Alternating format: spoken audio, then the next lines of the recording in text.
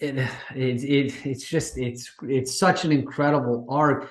I have a question for you, and I actually asked this question to my youth leader when I was a very little kid, like 6 or 7 years old, and I think it's relevant, and I think you could give an interesting thing. As a kid, I struggled. I loved the military forever. I still do. I'm 30 years old now, but I was raised in a religious family, a Christian family, and I didn't understand how you could square being a Christian with we might have to kill people.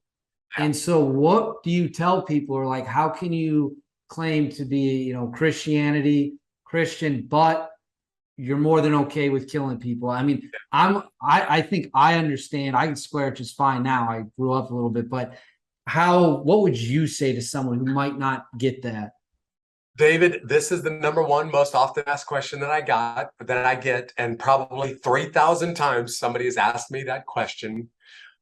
There's a long and a really the adequate answer is going to take longer than this broadcast, but I will say the short answer.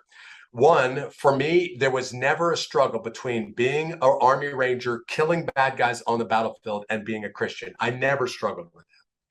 Second, I see a distinction in the Bible. It's very, very obvious between murder and killing.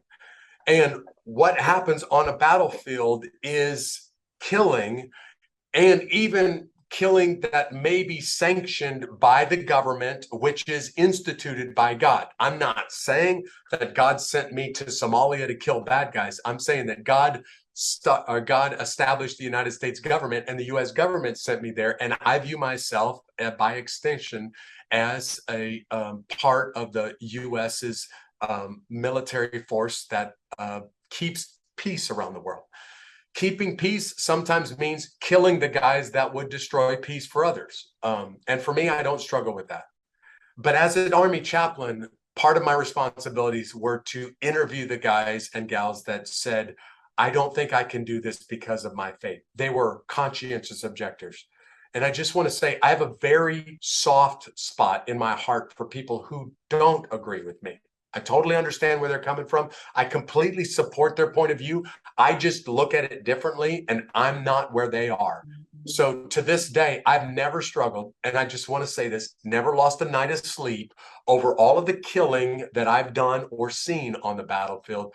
I've never struggled with that, but I do recognize that a lot of people do. And for me, it's just because of my theology and the way that I interpret the Bible. There's a lot more, like an hour's worth of answer that deserves to be said here, but that's where I am on it. That will more than suffice for the time being. And I can't remember the exact, but when I was a kid, they pulled out the Bible and they read some verses, which I should be ashamed. I don't remember what they were, 23 years later. But no, and that's good to hear. And I wanted to ask you that. I had that right away at the top of the list of questions. When you can I just say this for your listeners? I'm sorry to interrupt you, David. If you're struggling with this and you're like, okay, Jeff, I don't get where you're coming from, then go to the Old Testament, go look at the book of Deuteronomy, Numbers, Deuteronomy, and Joshua, and go read the passages about what's called the cities of refuge, because you will see God is making a very clear distinction between murder and killing, and he commands Israel to protect those who killed, but to hand over those that murdered, and even set special cities aside where they will be protected, because God views this as two very different things. Perfect. Well, there you go for the viewers.